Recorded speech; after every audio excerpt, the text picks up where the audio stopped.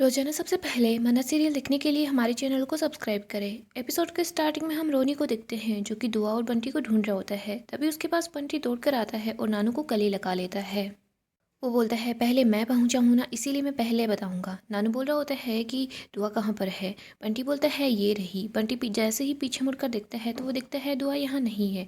बंटी बोलता है नानू अभी तो मेरे साथ ही थी दुआ, पता नहीं कहाँ चली गई। बंटी बोलता है नानू हम आपको ये बताने के लिए आ रहे थे, हमने विशाखा आंटी को वॉशरूम के अंदर बंद कर दिया है। वो लोग दुआ को किडनैप करने की बात कर रहे थे। रोनी परेशान हो जाता है। वो बोलता है फिर तो हमें जल्दी से दुआ को ढूंढना होगा। रोनी और बंटी दोनों मिलकर दुआ को ढूंढना स्टार्ट कर देते हैं। इधर दुआ याशिका के साथ होती है। दुआ बेहोश होती है। याशिका सोच रही होती है कि ये लोग कहीं दुआ को देख ना ले। याशिका वहीं पास में छुप जाती है। रोनी और बंटी दुआ और याशिका को नहीं देख पाते। रोनी बोलता है बंटी हमें किचन की तरफ चलना चाहिए, वहाँ जाकर दुआ को ढूंढते हैं। इधर याशिका काफ़ी गुस्से में होती है। वो बोलती है कि मैंने यहाँ तक पहुँचने के लिए क्या कुछ नहीं किया, लेकिन तुमने और तुम्हारी माँ ने सब कुछ बर्बाद कर दिया। मैंने कितनी एक्टिंग की, मैं नकली के माँ बाप लेकर आई और मैंने अमीर होने का नाटक किया, क्या कुछ नहीं किया, लेकिन तुम लोगों की वजह से सब कुछ बर्बाद हो गया। यहाँ तक पहुँचने में मुझे 2 साल लग गए। तुम दोनों ने मेरी मेहनत को मिट्टी में मिला दिया, लेकिन अब इन हर चीज़ की भरपाई होगी। तुम्हारी ज़िंदगी की ऐश्वर्या राय सिंह मैं हूँ दुआ। इधर हम रोनी और बंटी को देखते हैं। ये दोनों किचन में आते हैं लेकिन दुआ यहाँ पर भी नहीं होती। वो दोनों परेशान हो जाते हैं। रोनी बोलता है ऐसे दुआ कहाँ चली गई। बंटी बोलता है पहले तो वो मेरे साथ ही थी। रोनी बोल रहा होता है तुम लोगों ने विशाखा को वॉशरूम के अंदर बंद किया है, हमें वहाँ जाकर चेक करना चाहिए। इधर हम विशाखा को देखते हैं जो आवाज़ लगा रही होती है। वो बोल रही होती है कि मुझे खोलो, मुझे बाहर निकलना है। तभी यहाँ पर याशिका दुआ को लेकर पहुँच जाती है। याशिका दुआ को बेड पर सुला देती है। इसके बाद वो वॉशरूम का दरवाज़ा खोल देती है। वो विशाखा को बोलती है कि आप यहाँ पर क्या कर रही हैं। विशाखा बताती है कि इस दुआ की बच्ची को मैं नहीं छोड़ूंगी, इसी ने सब कुछ किया है, इसी ने मुझे वॉशरूम में बंद कर दिया। याशिका बोलती है कि बंटी और रोनी ये दोनों मिलकर दुआ को ढूंढ रहे हैं। इससे पहले वो लोग यहाँ पर पहुँचे, हमें दुआ को वेयर हाउस ले जाना होगा। याशिका और विशाखा बंटी और रोनी की आवाज़ सुनती है तो वो दोनों जल्दी से छुप जाती है। इधर बंटी और रोनी जैसे ही कमरे में आते हैं वो देखते हैं यहाँ कोई नहीं है। याशिका तो बेड के पास छुप जाती है। इससे पहले वो विशाखा और दुआ को वॉशरूम में लॉक कर देती है। बंटी बोल रहा होता है दुआ तो यहाँ पर भी नहीं है। बंटी बताता है रोनी और नानू हम लोगों ने विशाखा आंटी को यहीं पर वॉशरूम में बंद किया है। इधर विशाखा आवाज़ लगाती है। वो बोल रही होती है कि दुआ दरवाज़ा खोलो, मैं तुम्हें छोड़ने वाली नहीं हूँ। रोनी बोल रहा होता है लेकिन दुआ तो यहाँ पर भी नहीं है, अब हम कहाँ पर जाएँ। रोनी और बंटी दुआ को ढूंढने के लिए बाहर की तरफ चले जाते हैं। इधर याशिका वॉशरूम के पास आती है, उसका दरवाज़ा खोल देती है। विशाखा दुआ को अपने साथ ले आती है। आगे हम मन्नत को देखते हैं। मन्नत बोल रही होती है ये मेरी बहन है, मैं इसको मारूंगी नहीं, बट मैं इसकी जीभ काट दूंगी। मल्ला बोलती है प्लीज़ मोम मुझे बचाओ इस मन्नत से।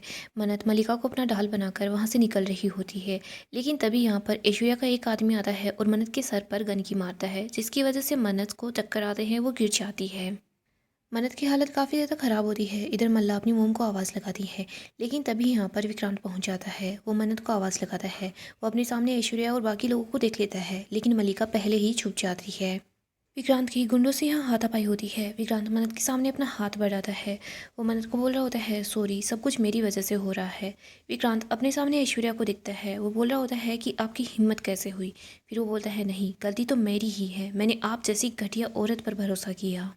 यहीं पर मलिका पास में छिपी हुई होती है। वो सब कुछ सुन रही होती है, देख रही होती है। विक्रांत बोल रहा होता है मैं आपकी खातिर मिस मन्नत से लड़ गया, मुझे मन्नत पर भरोसा करना चाहिए था, लेकिन नहीं, मैंने तुम पर भरोसा किया ऐश्वर्या राय सिंह। लेकिन अब तुम्हारा खेल खत्म हो चुका है, अब तुम नहीं बचने वाली। आगे हम बंटी को देखते हैं जो घर में दुआ को ढूंढ रहा होता है।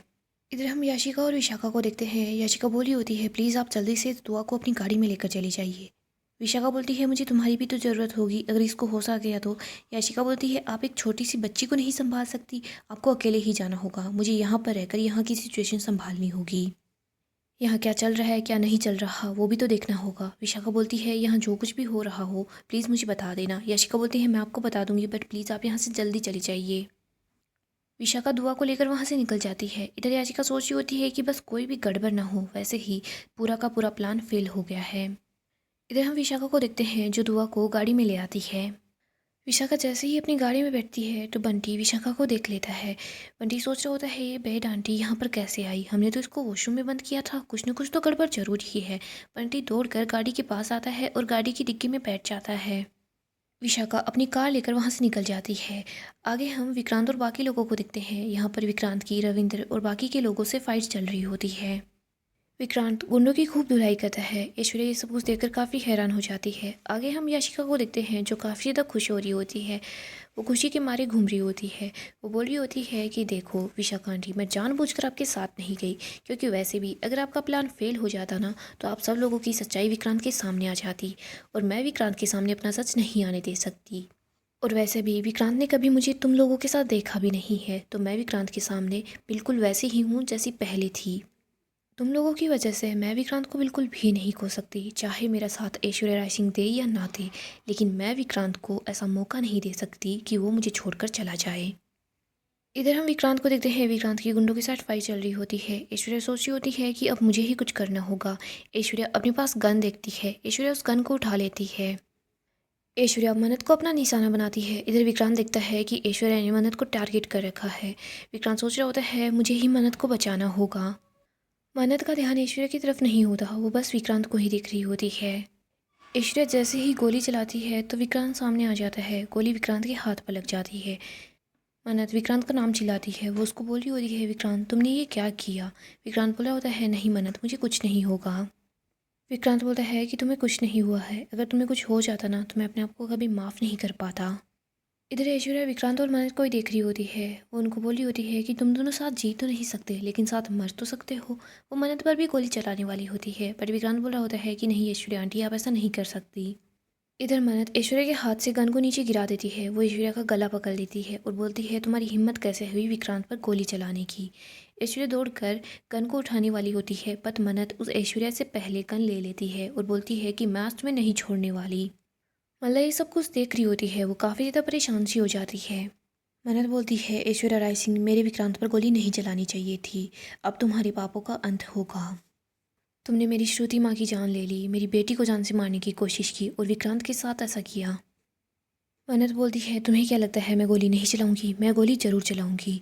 इधर मल्लिका बहुत परेशान सी हो जाती है। तभी उसके पास विशाखा का कॉल आता है।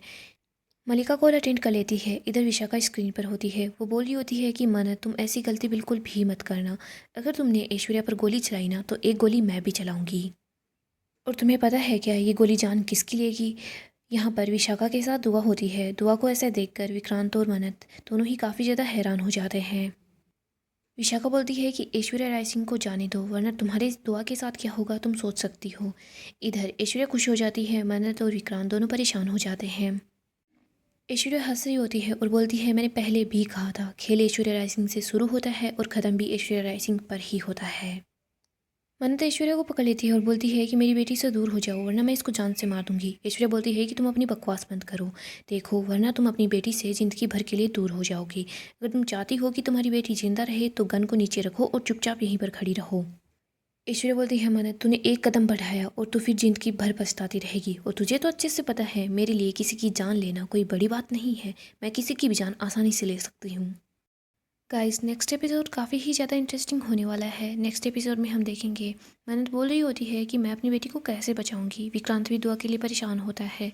इधर ऐश्वर्या बोलती है कि मन्नत अगर तुमने कोई भी गलत कदम उठाया ना तो तुम्हारी बेटी नहीं बचने वाली। यहाँ पर विक्रांत के सामने भी विशाखा का सारा सच आ जाता है। विक्रांत सोच रहा होता है कि मेरी माँ ऐसा कैसे कर सकती है। मन्नत ने मुझे कितना समझाया था कि विशाखा बिल्कुल भी ठीक नहीं है, लेकिन फिर भी मैंने विशाखा का साथ दिया। दीदी ने भी मुझसे कितनी बार बोला था कि विशाखा जैसी दिखती है वैसी है नहीं।